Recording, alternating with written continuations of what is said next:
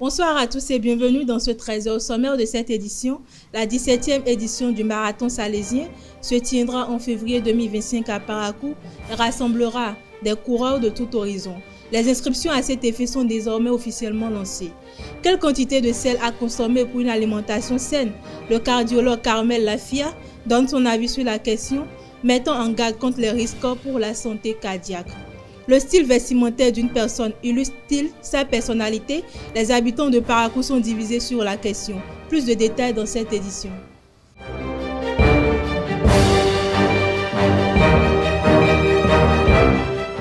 Mesdames et messieurs, bonsoir à nouveau. Voudriez-vous prendre part à la 17e édition du Marathon salésien de Parakou? Si oui, eh bien, vous pouvez déjà vous y inscrire. La phase des inscriptions est officiellement ouverte ce mercredi au complexe scolaire Saint-François de Sales d'Okédama.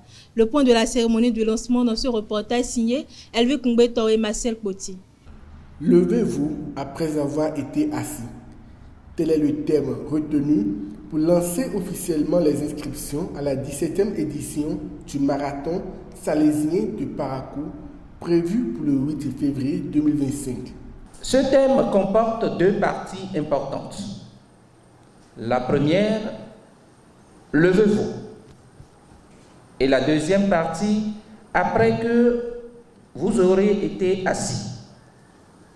Le thème nous fait découvrir deux postures dont les valeurs deviennent un appel pour chacun de nous. Cette 17e édition de notre marathon se présente comme un nouveau départ. Le père Daniel, en sa qualité d'organisateur principal, a réuni autour de cette initiative de nombreux acteurs engagés pour le succès de cette manifestation sportive. Le directeur départemental des sports, le président de la Ligue d'athlétisme, les représentants de la police républicaine et des sapeurs-pompiers, ainsi que le secrétaire général représentant le préfet du Borgou. La Bank of Africa s'est également associée à ce projet pour garantir sa réussite. Nous félicitons les différents organisateurs qui se mettent ensemble pour la réussite de cet événement depuis 17 ans. 17 ans, ce n'est pas petit pour organiser une même activité pour le bien-être de la population. Je voudrais inviter le public à s'inscrire massivement. Si d'autres quittent l'Europe, les États-Unis, ils se sont levés pour venir jusqu'à Parakou, ce n'est pas qu'il manque un endroit où ils vont faire l'athlétisme là-bas. Donc je crois que nous devons, ça c'est un défi que nous devons relever et faire de cette 17e édition vraiment un succès total.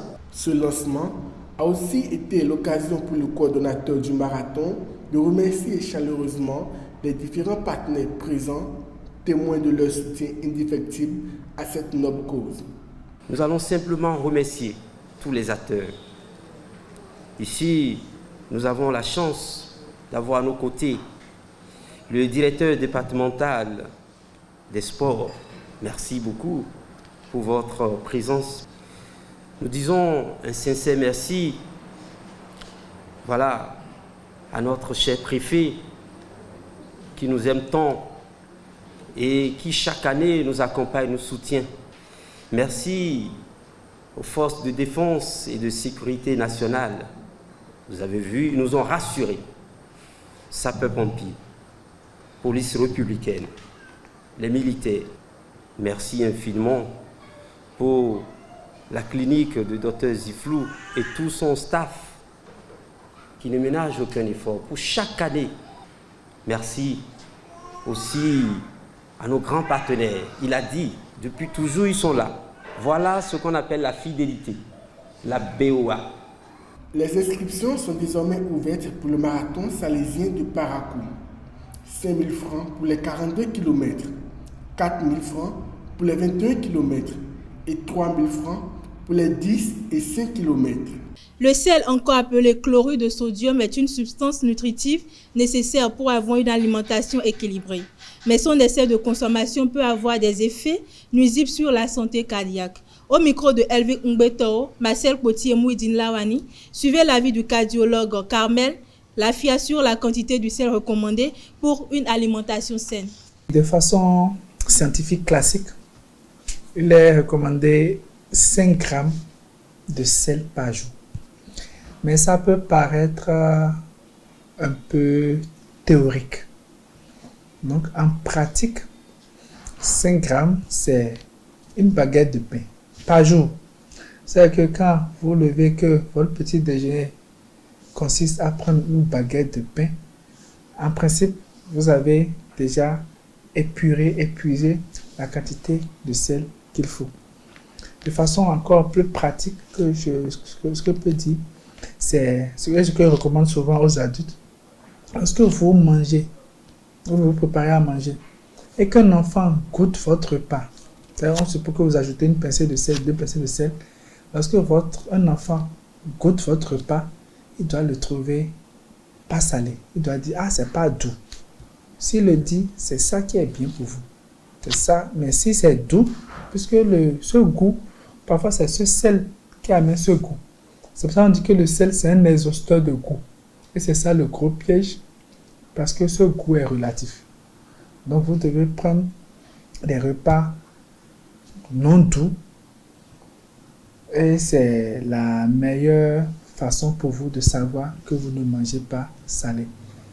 Je veux quand même insister sur certains aliments aussi qui contiennent beaucoup de sel. Il y a des biscuits qui contiennent beaucoup de sel. Il y a ces pommes de terre plates, frites, je ne vais pas faire de publicité, bien de contre-publicité, qui sont très salées. Et c'est ça le piège en fait. En fait, on prend un peu salé, quelques heures après, on prend encore quelque chose de salé.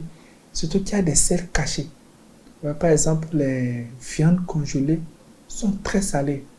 Parce qu'une façon de congeler cette viande, de les préserver de la pourriture, c'est justement de rajouter du sel. Donc quand nous les achetons, les congelés, elles contiennent déjà du sel. Ces aliments ont déjà absorbé une grande quantité de sel. Et parfois, nous avons tendance à encore rajouter du sel.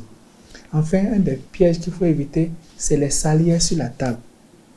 Parfois, on mange à table, on a des salières à côté. C'est ces boîtes, ces bouteilles, on rajoute du sel. Il y a une étude qui a montré que lorsque vous mangez avec une salière sur la table, il y a de fortes chances que vous trouviez votre repas non salé. C'est ce mauvais réflexe de prendre la salière et de rajouter. Quand vous rajoutez la salière, c'est des années de vie de moins, ou plutôt des problèmes cardiaques que vous rajoutez dans votre plat. Donc là, la solution est simple. Ce n'est pas la peine d'acheter des salières, ou soit si vous en avez, il n'y a aucune raison de les poser sur la table pour ne pas justement tenter ceux qui sont en train de consommer votre repas. À Parakou, nous avons recueilli les avis des citoyens sur une question qui fait débat. Doit-on juger une personne par son style vestimentaire? Entre perception personnelle et points de vue contrastés, découvrez leur réaction dans cet élément signé Elvic Ngbeto. Personnellement, je crois qu'il faut juste trouver le juste milieu parce qu'on dit que l'apparence est trompeuse et aussi nos parents nous disent que c'est l'habit qui fait le moine. Oui, on peut juger quelqu'un à partir de son style vestimentaire, puisque à partir de tes styles vestimentaires, déjà, on peut te classer dans le rang de certaines personnes données. Puisque si on voit les prostituées, et on voit comment ils s'habillent, et on te voit, tu t'habilles de cette manière, on peut déjà te classer parmi ces genres de personnes. Et si on te voit habillé décemment aussi, on peut déjà te classer parmi un certain nombre de personnes données. Donc ton style vestimentaire détermine ce que tu es déjà à ton apparence. Bon, je crois oui et non à la fois. Parce que si nous allons prendre le cas de oui, prenons l'exemple des jeunes d'aujourd'hui. On dit souvent c'est ce que tu es, que tu présentes en face quoi. Mais la jeunesse d'aujourd'hui, de temps en temps, on voit que on est émancipé quoi. l'émancipation, ça a pris du temps et puis maintenant, chacun d'entre nous ne se contrôle plus, quoi. Donc c'est un peu ça le jeu. Donc quand tu vas voir quelqu'un poster des streuils ou une jeune fille porter une robe dont, comment on appelle, fantôme bien quoi là, juste ici. Bon, c'est ce qu'elle est à la maison, qu'elle présente aussi et dans les lieux publics, quoi. Non, parce que on ne sait pas ce que chacun a dans son cœur. Et on ne sait pas s'il a porté ces genres de trucs juste parce qu'il a envie. Et non, c'est son style ou bien c'est son genre ou bien c'est sa manière de faire. Donc, c'est pourquoi il dit non et oui à la fois. Mais la plupart aujourd'hui, c'est le oui. On peut confirmer. Oui, parce que votre style vestimentaire doit dépendre du milieu où vous vivez. Si vous vous habillez d'une manière que votre milieu n'accepte pas, vous êtes obligé d'être jugé. Donc, dans ce cas-là, on est obligé de juger le style vestimentaire. Je prends l'exemple des Armands qui sont habillés, tout vêtus de la tête jusqu'aux pieds. Dans ce contexte, on ne peut pas s'habiller comme les filles que nous voyons aujourd'hui, en mini-jupe, tenue sexy et autres. D'une part, je dirais non, parce que quand on prend le milieu musical, on a besoin de plus de visibilité, où les artistes et autres, ça donne à des pratiques vestimentaires hors du commun. Je veux parler de tenue sexy et autres. Donc, pour avoir plus de visibilité, il faut leur comprendre parce que c'est ce qu'il faut pour booster leur carrière. Donc, sur ce point, je pense qu'on ne doit pas juger. Le Centre des œuvres universitaires et sociales de Parakou, COUSP, lancera en 2025 un service de transport pour les étudiants des quartiers éloignés du campus. Annoncé par Hakim Yakoubou, chef du service hébergement, restauration et transport, cette initiative vise à faciliter l'accès à l'université et à améliorer les conditions de vie des étudiants. Soutenu par le gouvernement et le ministère de l'Enseignement supérieur, le projet prévoit l'acquisition de bus et la création de 4 itinéraires dès la première année avec un tarif forfaitaire pour les utilisateurs. La mairie de Parakou a alloué 5 millions de francs CFA pour soutenir les cantines scolaires dans son budget 2025. Cet appui adopté lors de la session budgétaire d'octobre vise à améliorer l'alimentation des écoliers et s'inscrit dans le programme national d'alimentation scolaire intégrée.